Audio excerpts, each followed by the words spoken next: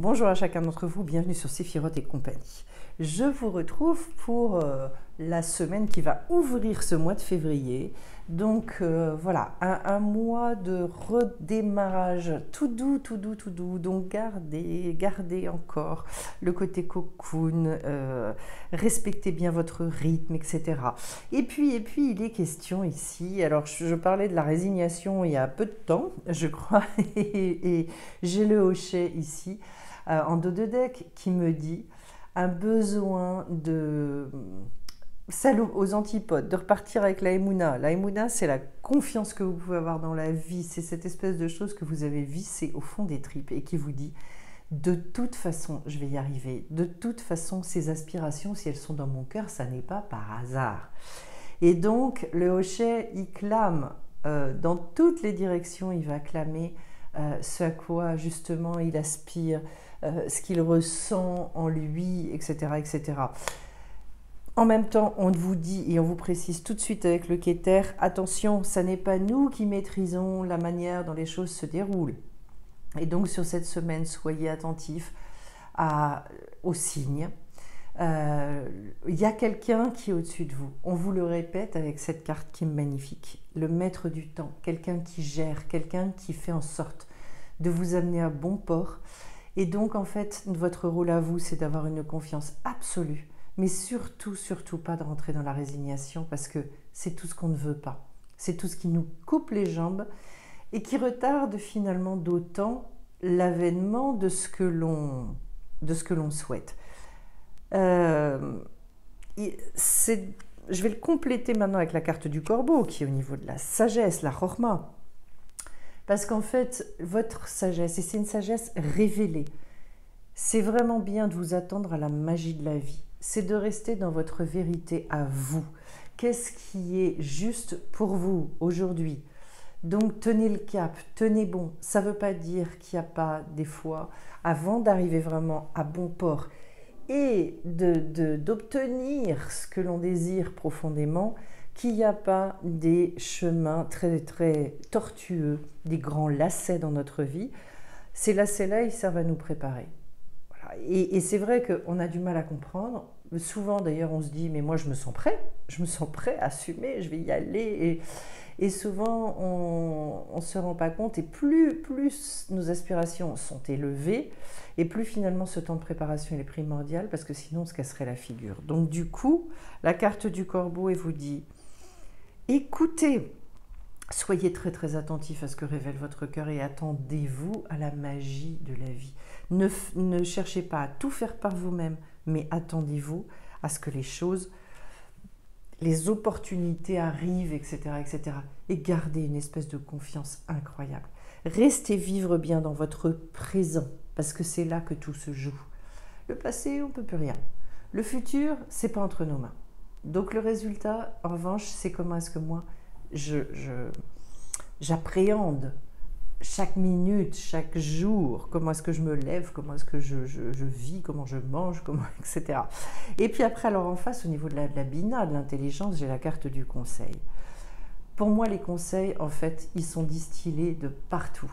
On les cherche souvent dans des lieux, on va dire, élevés.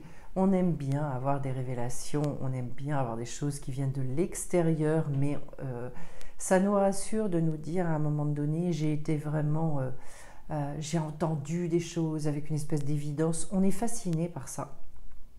On est fasciné d'abord parce que c'est pas si fréquent et d'autre part parce que on sent une reliance à quelque chose de supérieur et ça nous rassure, je pense profondément. Les conseils, ils peuvent venir de plein de choses. Pour moi, ça passe aussi beaucoup par les ressentis. C'est pas que de l'auditif, des messages extrêmement explicites, etc., etc. Il y a des fois, c'est très subtil, c'est très très fin. Et notre intelligence, elle consiste pour moi à écouter autour de nous, à se faire élève de la vie, pour pouvoir absorber, pour pouvoir... Eh bien justement, on va vers le Da'at qui... c'est très difficile de définir cette notion-là, parce qu'en fait, c'est à la fois votre conscience, votre discernement, c'est tout ce qui va découler de l'expérience, Et donc, on a la Lune. Il y a plein de choses à dire, et notamment que ici, re-rentrer peut-être dans la rêverie, dans toutes ces ressources intérieures que vous avez. Combien de personnes méconnaissent finalement ce potentiel inouï qu'elles ont en elles, et finalement et bien justement, soit se résignent, soit renoncent à exprimer aussi tous ces rêves. Ils gardent aussi beaucoup pour eux. Et je vois chez les indigos le nombre de personnes qui sont dans un grand isolement. C'est pas de la solitude, c'est bien plus fort que de la solitude, c'est de l'isolement. Vous savez, la Lune, moi ce que j'adore, c'est que son rôle dans l'obscurité, c'est de refléter les rayons du soleil. Et donc en fait, il y a d'ailleurs toute une histoire comme ça par rapport à la Lune qui s'est amoindrie pour laisser briller le soleil, et voilà. Et il est dit que viendra un temps où cet effort qu'elle a fait d'amoindrissement, il sera réparé entre guillemets. Et je pense que au niveau du date, donc ce discernement, c'est de se rendre compte à quel point notre rôle à nous aujourd'hui, c'est de refléter, de rayonner justement, voilà, plus ou moins, parce que la Lune, elle est cyclique et qu'il y a des fois, elle ne reflète rien du tout. Et je pense qu'on le connaît tous dans nos vies. Ça, ce sont des choses, on connaît bien les nouvelles lunes, quand c'est grand noir et qu'on ne voit plus rien du tout.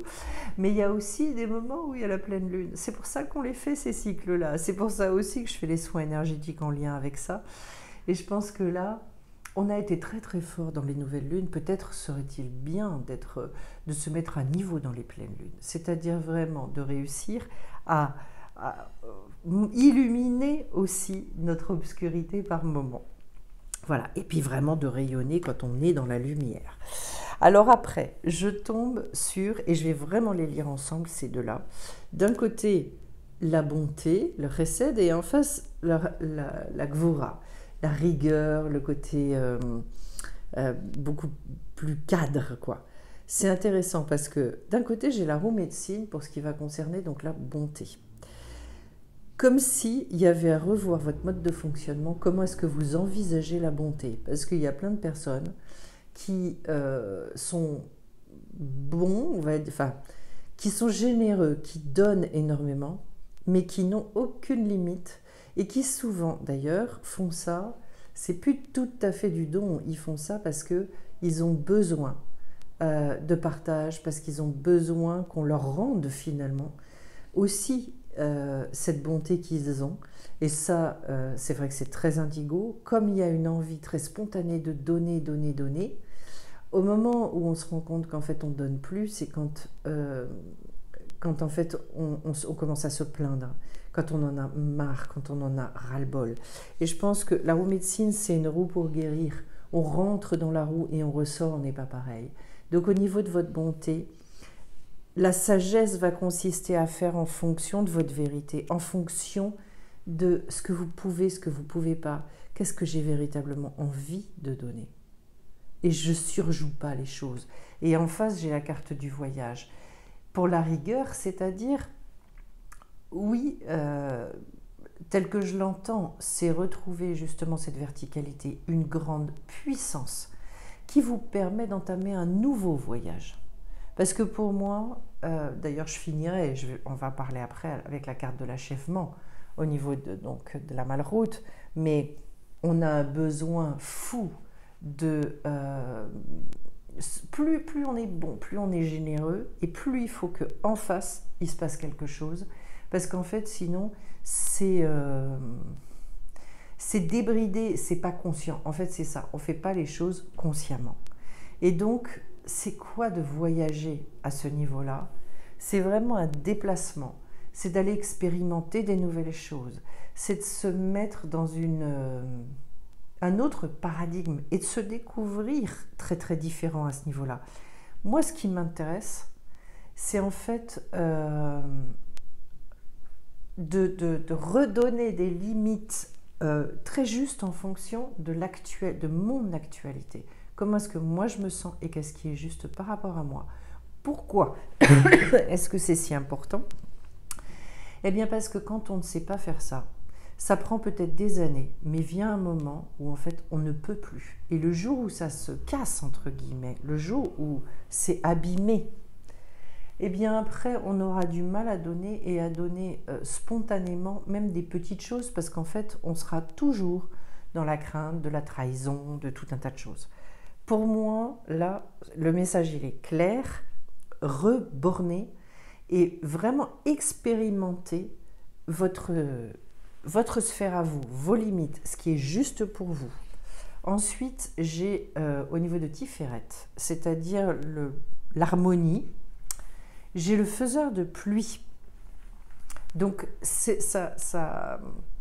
comment dire, c'est ce qui complète, et c'est les deux ici, roue médecine et voyage, qui nous amènent vers ce faiseur de pluie. Le faiseur de pluie, c'est celui qui amène la bénédiction. La pluie de tout temps a été indispensable pour les récoltes, etc. etc. Et donc, l'harmonie, ce qu'on est en train de nous dire, c'est que ça va être de manifester les choses, de les voir vraiment dans dans la matière. Vous avez besoin d'apprendre à être co-créateur avec le monde, de vous attendre parce que vous vous impulsez des choses, parce que vous faites germer on va dire, de nouveaux comportements. Eh bien, attendez-vous à ce que les manifestations et les bénédictions, elles arrivent. Il y a vraiment quelque chose de nouveau qui vous est demandé de créer. Et c'est comme ça que vous allez retrouver une harmonie. De toute façon, comme on a tous été chamboulés, on a perdu beaucoup de nos repères, on a besoin, mais je pense que je l'ai vissé au fond du corps, cette notion-là, en ce moment, de repenser et de remettre en œuvre les choses complètement différemment. Comment est-ce que moi, aujourd'hui, j'ai envie de vivre? Et je pense que, de toute façon, je le vois régulièrement en consultation, le nombre de personnes qui sont enfermées dans ce qui se fait pas, d'anciens modes de fonctionnement, et qui ont besoin de réouvrir, quoi, qui sont au bout de ce qu'ils peuvent donner. Donc, stop. Le gardien de la terre. Ensuite, donc, alors ça va être au niveau du Netzar, c'est-à-dire tout le courage, toute la détermination qu'il vous faut, etc. Eh bien, c'est dans le sens de vraiment d'une écologie personnelle aussi. C'est-à-dire, mais comment est-ce que moi, je peux aller bien aujourd'hui? C'est extraordinaire en formation, une personne qui disait la dernière fois, qui disait « Maintenant, je m'occupe de moi. Maintenant, c'est moi d'abord. » Et qui découvre ça. Voilà, à une période de sa vie, elle n'a jamais connu ça, jamais. Et qui dit « Mais qu'est-ce que c'est bon? Mais qu'est-ce que c'est extraordinaire ?»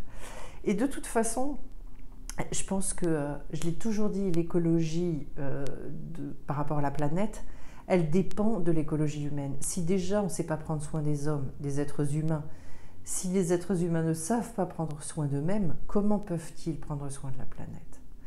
Et donc ce gardien de la Terre, je pense que votre détermination, c'est de savoir que vous participez, vous êtes partie prenante de toute cette écologie. Et que c'est rigolo parce que j'avais cette conversation ce week-end avec ma fille qui me disait c'est impératif de s'occuper de la planète, de faire attention à ses achats, etc., etc., ce en quoi elle a tout à fait raison, s'intéresse à plein de choses. Et je lui disais, ceci étant, je pense que ça va de pair avec le fait que l'être humain apprenne à s'occuper de lui-même. C'est indispensable. Et cette détermination, je pense que voilà, on l'a toutes les deux. On ne met pas les choses peut-être dans le même ordre, elle et moi, mais en tout cas, plus vous aurez conscience du rôle que vous avez à jouer, plus vous vous mettrez justement au service de ce rôle. C'est-à-dire, j'ai une mission, je viens parce que j'ai des choses à exprimer. Et ma première mission, c'est d'arriver à être moi-même. Et à ce moment-là, la planète se transforme. Et ça, je pense que c'est une conscience. On ne nous a pas appris ça, parce qu'on ne nous a pas appris notre importance. On nous a toujours dit qu'on n'était rien. À ce moment-là, pour retrouver et la légitimité, etc., etc., et c'est vrai qu'à ce moment-là, vous arrêtez de raisonner en vous disant « je suis légitime ou je ne suis pas légitime ?» c'est pas que vous avez le droit ou pas, c'est que vous avez des devoirs en fait. Vous avez le devoir d'assumer certaines choses, le devoir et une responsabilité envers la planète et envers vous-même. Ce serait trop bête de quitter cette planète et de s'apercevoir après coup qu'on est passé à côté de choses extraordinaires et notamment de nous-mêmes. Alors après en face, qu'est-ce que j'ai? J'ai le Ode, c'est la victoire, c'est le côté lumineux. Donc la détermination, elle amène à ça. Et là, j'ai le coyote. Et le coyote, c'est le petit farceur du jeu. C'est-à-dire ce qu'on est en train de vous dire, la victoire, vous ne savez pas comment elle arrivera. Vous n'avez aucune idée de comment on obtient un nouveau job, comment on obtient un grand amour ou une libération, une guérison, etc., etc.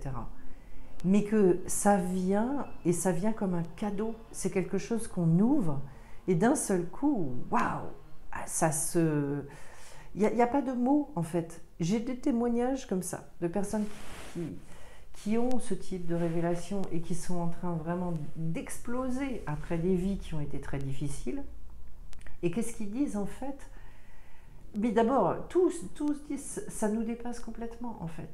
Et on finit par regarder la vie complètement différemment. Le regard que l'on a sur les choses, la vision, elle est transformée. Transformée. Comment est-ce que nous, on peut faire ça? Nous, on ne peut pas le faire. En revanche, quand on avance, qu'on expérimente, qu'on fait notre part, et bien vraiment, et c'est, oui, c'est plein d'humour. Ça, c'est une chose que j'adore aussi, c'est une notion que j'adore, c'est que dans la relation avec l'univers, surtout si vous aimez l'humour, parce qu'il s'adresse toujours en fonction de notre caractère, notre tempérament, mais si vous aimez l'humour, l'univers a un humour extraordinaire. Ça nous fait rire. La seule chose, attendez-vous aussi à ce que les choses ne se passent pas du tout comme vous l'avez décidé, ou entrevu, ou imaginé, etc., etc. Attendez-vous à plein de belles choses.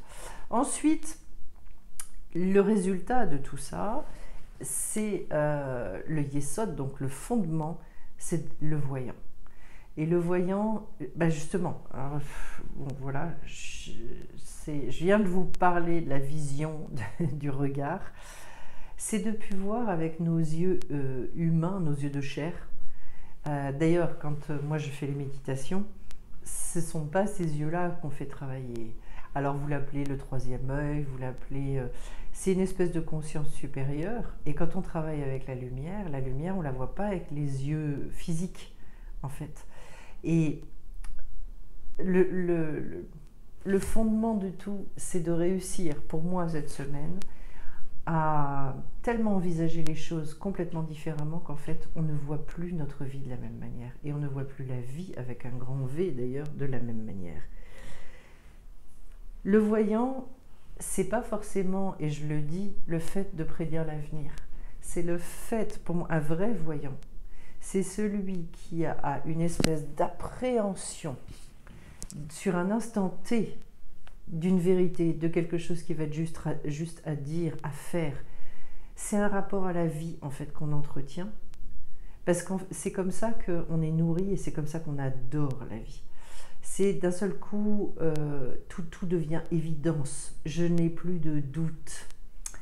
Et puis alors j'arrive à la Malroute, donc la royauté, c'est notre monde. On a fait tout un voyage justement et on est sur la carte de l'achèvement. Donc c'est magnifique. Oui, il y a quelque chose qui doit s'achever pour que quelque chose d'autre puisse advenir. Je crois que il y a vraiment cette fin de cycle incroyable.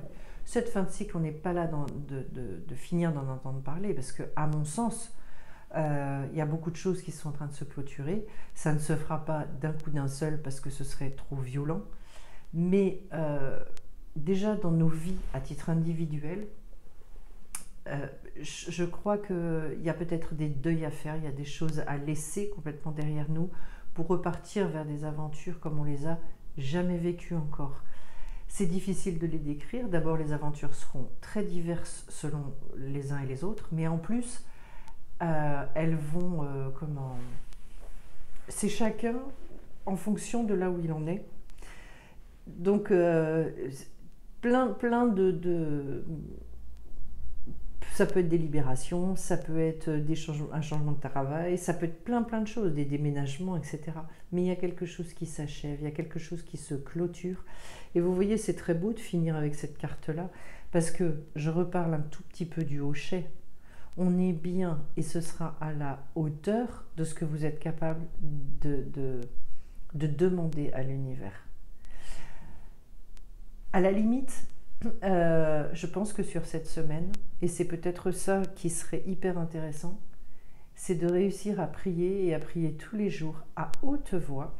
Si vous avez du mal à le faire à haute voix, alors à minima vous remuez les lèvres et d'aller demander toutes les choses dont vous avez profondément envie, besoin également. Ça peut être des choses extrêmement concrètes. Alors, je le précise parce que j'ai énormément de personnes qui finalement demandent des libérations, enfin des choses, et c'est très important de les demander, je ne nie pas, mais qui finalement ne prient jamais de façon concrète sur ce qu'ils veulent vivre. Et ça, à mon avis, c'est une grave erreur. Moi, j'ai fait ça pendant des années parce qu'en fait, je ne donnais d'importance qu'à ma vie spirituelle et au détriment de ma vie matérielle. J'ai vécu ce que je demandais, c'est-à-dire j'ai vécu des choses extraordinaires et spirituellement, vraiment il s'est passé plein de belles choses. Au niveau matériel, c'était pas forcément ça toujours. Et puis un jour je me suis dit stop, on vit dans ce monde de manière extrêmement concrète. Donc souvenez-vous et réalisez aussi que ces prières-là, elles demandent de savoir ce que vous voulez vraiment. Voilà. Je vous invite en tout cas à faire cet exercice parce que vous allez voir et vous allez réaliser qu'en fait, on ne demande quasiment rien. Et donc, on ne s'attend pas à recevoir. Et donc, quand ça se présente, on ne le voit pas. Voilà ce que je peux vous dire. C'est un tirage hyper intéressant. Je vais vous souhaiter à tous une très belle semaine et vous remercier pour vos likes, pour vos commentaires, etc. N'hésitez pas. Et puis, pour ceux que ça intéresse, donc, je fais un soin énergétique ce jeudi. Il se passe vraiment de très jolies choses dans la vie de plein de personnes. Si ça vous intéresse, n'hésitez pas. Et puis on se retrouve pour le live également, mercredi soir à 19h. Belle semaine à tous et à très vite. Au revoir.